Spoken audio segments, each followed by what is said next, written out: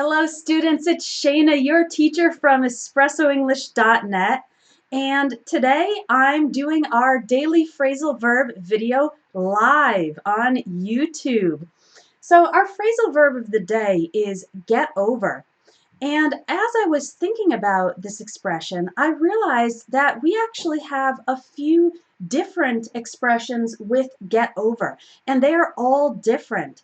So I want to explain them to you and give you some examples so that you can understand how to use these expressions. So first of all, the phrasal verb get over. Last week, I was getting over a cold. Some of you noticed that I was a little bit sick, so my voice sounded a bit different, but now I've gotten over my cold. Get over means to recover from. So we often use get over for a minor disease like a cold, okay?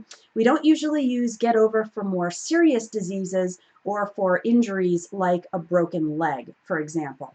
Okay, so I've gotten over my cold. That means I have recovered from it and I'm now in good health. We can also use get over for emotional difficulties. So, for example, if you got divorced, you separated from your husband or wife, and you were sad for a long time afterwards, maybe for many months or even years, then you could say, it took me a long time to get over the divorce, meaning to emotionally recover from that, okay? Or if you receive some shocking news, it might take you some time to get over the shock, to recover from that emotion of shock. So get over means to recover from, and we can use it for minor illnesses like a cold or for negative emotions or powerful, I guess, bad things that happen, and eventually with time you emotionally recover. You get over that the negative emotions resulting from that event. All right, now we have get over, and then we have this expression, get over it. Okay, it's a command, get over it. We use this when we want to tell somebody that they are making a big deal about something that is really not a big deal, and that they really should move on and stop thinking about that thing that happened. So let me give you an example. Let's say that your best friend had a small argument at work with a coworker, but then your friend keeps talking about this argument for months and months, and she keeps saying bad things about the coworker, and this thing is just continuing to stay in her life as a negative element. And so you might tell your friend, hey, get over it. It was a minor argument. It happened months ago. You shouldn't still be thinking about this. Get over it is a little bit, I don't want to say rude, but it can be insensitive. You would really only say this to someone who you have a good relationship with, and the person won't be offended if you are very direct or very honest, okay? So if your coworker is sad because their dog died, don't say get over it, okay? That would be rude. That would be showing that you're not sensitive to their feelings.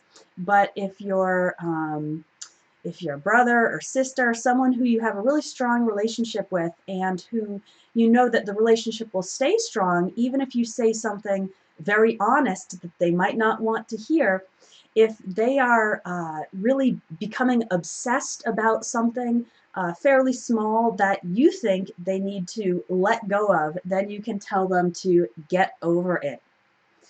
We also have the expression, I can't get over. This is a little bit different. We say I can't get over when we encounter something surprising, something that is impressive, or something that we find hard to believe.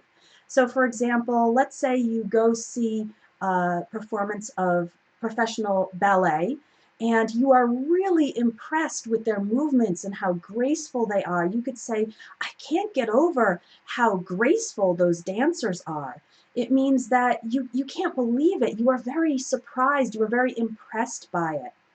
We can use I can't get over for positive surprises as well as negative things. So if you're looking to buy a car, and let's say you've never bought a car before, so you don't really have a good idea of how much it costs, and you find out that it's really expensive. You could say, oh, I can't get over how expensive it is to buy a car. That means I'm surprised by it. I can't believe it.